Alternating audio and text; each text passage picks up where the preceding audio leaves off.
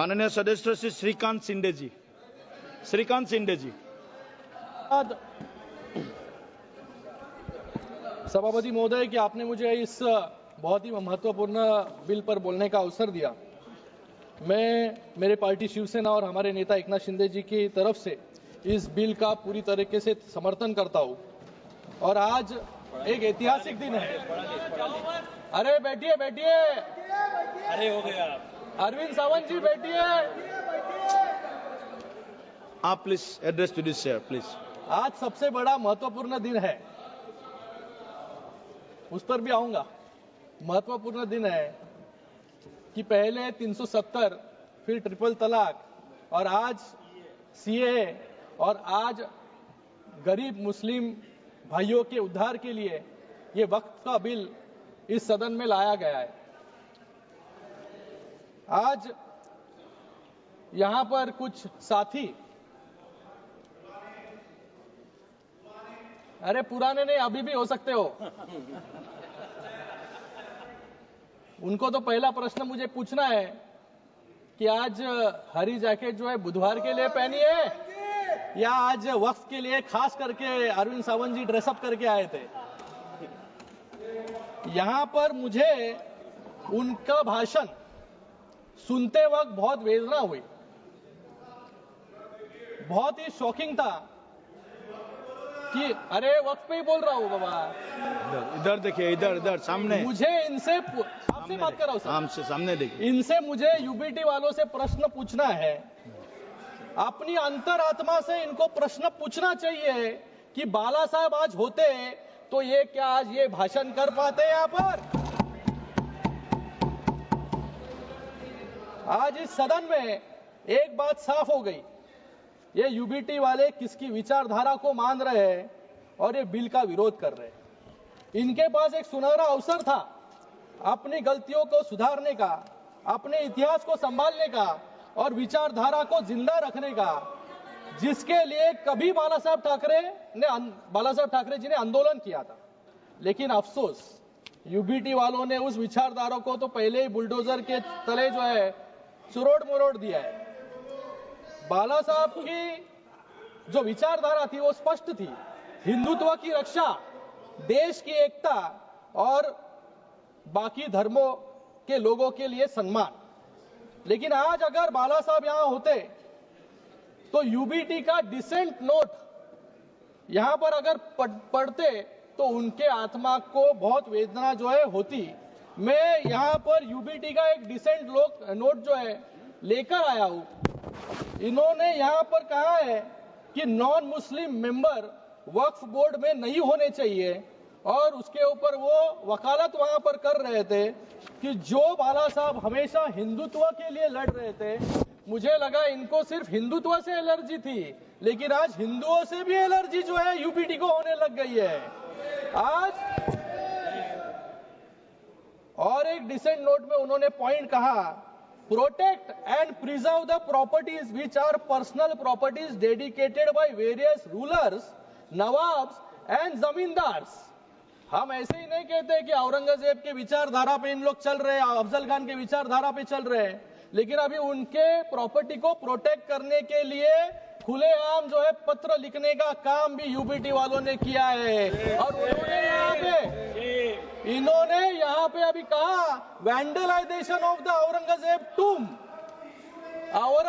टूम, मतलब कौन से विचारधारा पे जो है यहाँ पर चल रहे हैं। जो औरंगजेब आज महाराष्ट्र में आया छत्रपति शिवाजी महाराज जी को पकड़ने के लिए, छत्रपति संभाजी महाराज जी को हालाल करके जिन्होंने मारा, आज उनकी वकालत करने की नौबत जो है कांग्रेस के साथ खड़े होने के बाद इस यूबीटी वालों पे आया। इन्होंने कभी पत्र लिखा नहीं। जब पालघर में साधु हत्याकांड हुआ तभी इनके मुंह से कुछ भी निकला नहीं, तभी चुप बैठे थे। लेकिन आज औरंगजेब के बारे में बात निकली तो यहाँ पे इनको जो है तिलमिलाट जो है यहाँ पर हो रही है। सुनने की आदत डालो।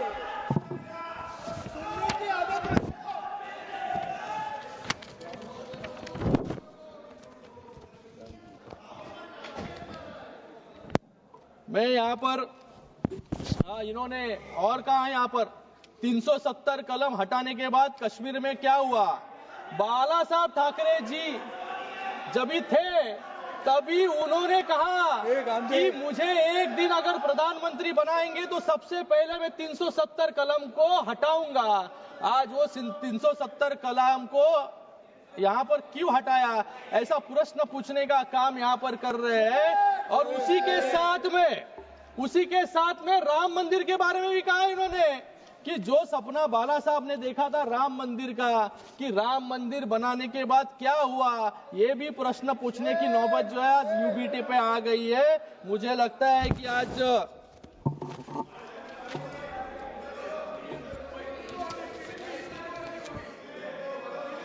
यहाँ पर ये बिल जो है, ये बिल का नाम बदलकर unified Waqf management empowerment efficiency and development यानी उम्मीद रखा गया है।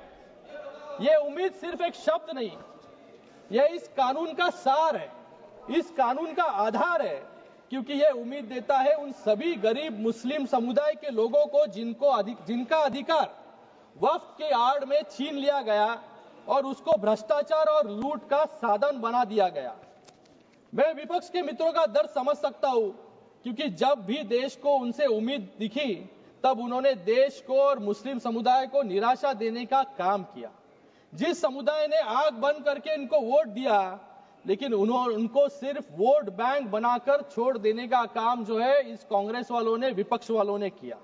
ये यहाँ पर हमेशा सब एक लोकसभा के वक्त भी लोगों में भ्रम फैलाने का काम इन्होंने किया, संविधान खतरे में, संविधान खतरे में। आज भी लोगों में भ्रम फैलाने का काम कर रहे हैं कि वक्फ की जमीनें जो है सरकार ले लेगी। लेकिन आज यहाँ पर वक्फ बाय यूजर, यहाँ पर एक अमेंडमेंट लाया गया कि जो ये बिल आने के बाद इसके पहले के सभी वक्फ जो अनडिस्प्यूटेड प्रॉपर्टीज है वो वक्फ पे रहेंगे। तो यहाँ पर कोई सवाल उठता नहीं है कि सरकारें उस वक्फ की जमीन को लेने की कोशिश कोई कर रहे हैं, लेकिन सिर्फ लोगों में भ्रम फैलाने का काम कुछ लोग यहाँ पर कर रहे हैं। मैं इन लोगों को याद दिलाना चाहूंगा, जब शाहबानो ने इस कांग्रेस से न्याय मांगने की उम्मीद की, कोर्ट ने शाहबानो को न्याय देने का काम किया, लेकिन इस सदन में ही इस कांग्रेस ने उनसे न्याय जो शाहबानो जी मांग रहे थे वो छीनने का काम इन्होंने ही किया। जब जम्मू कश्मीर की जनता ने आर्टिकल 370 हटाने की मांग की, तभी सिर्फ मुखदर्शक बनते ये कांग्रेस वाले रह गए, आतंकवाद को बढ़ते हुए देखते। जब 2006 में मुस्लिम समुदाय के उत्थान के लिए जब सच्चर कमेटी रिपोर्ट लाई गई, 8 साल तक उस कमेटी के रिपोर्ट को इंप्लीमेंट इन्होंने नहीं किया। जब मुस्लिम महिलाओं ने ट्रिपल तलाक से हो रही उत्पीड़न को रोकने के लिए इनसे गुहार लगाई, तब भी ये वोट गिनती में रह गए। और आज नरेंद्र मोदी जी के एनडीए सरकार में 370 भी हटाया, महिलाओं के आंसू पोंछने का भी काम किया। और आज ये बहुत ही ऐतिहासिक पूर्ण बिल लाकर आज मुस्लिम समाज के लोगों को भी, सर अभी तो शुरू किया है मैंने, I am the only speaker, मुस्लिम समाज के लोगों को न्याय देने का काम भी यहां पर किया है। ये अपीसमेंट नहीं बल्कि अपलिफ्टमेंट की दिशा में उठाया गया एक बड़ा कदम है। ये वोट के लिए नहीं, वतन के लिए काम होता है। ये विधेयक किसी के साथ धोखा नहीं बल्कि हर वर्ग के साथ न्याय का माध्यम है। ये विधेयक मजहब की दीवार नहीं, विकास का द्वार बनाता है। और शायद इसलिए विपक्ष के साथी इतना जोर लगा रहे हैं कि इसको रोकने के लिए। मुझे इनसे पूछना है कि इन वक्फ की जमीनें जो लाखों एकड़ में है, 36 लाख एकड़ जमीन है, एक भी उदाहरण इनको देने के लिए मैं चैलेंज करता हूं कि जहां पर अच्छे स्कूल बने, अस्पताल बने हैं या स्किल सेंटर बने हैं या कॉलेजेस बने हैं, जिससे मुस्लिम बहनों को या स्टूडेंट्स को वहां पर मार्गदर्शन मिला हो या नौकरी मिली हो, ये एक भी उदाहरण नहीं है। गए 5 सालों में वक्फ की जमीनें बढ़ती गई, डबल हो गई, लेकिन इनकम जो है कम होते गया। जैसे किरण रिजिजू ने यहां पर कहा कि सिर्फ इतने सालों में 163 करोड़ 163 करोड़ रुपए रेवेन्यू, इतने लाखों एकड़ जमीन से मतलब भ्रष्टाचार जो है इन जमीनों पर इतने सालों तक चलते आ रहा था, वो भ्रष्टाचार कंट्रोल करने के लिए, ट्रांसपेरेंसी लाने के लिए आज ये बिल आया है, तो इनके पेट में जो है दर्द यहां पर हो रहा है.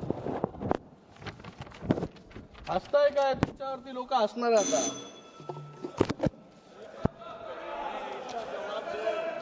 आज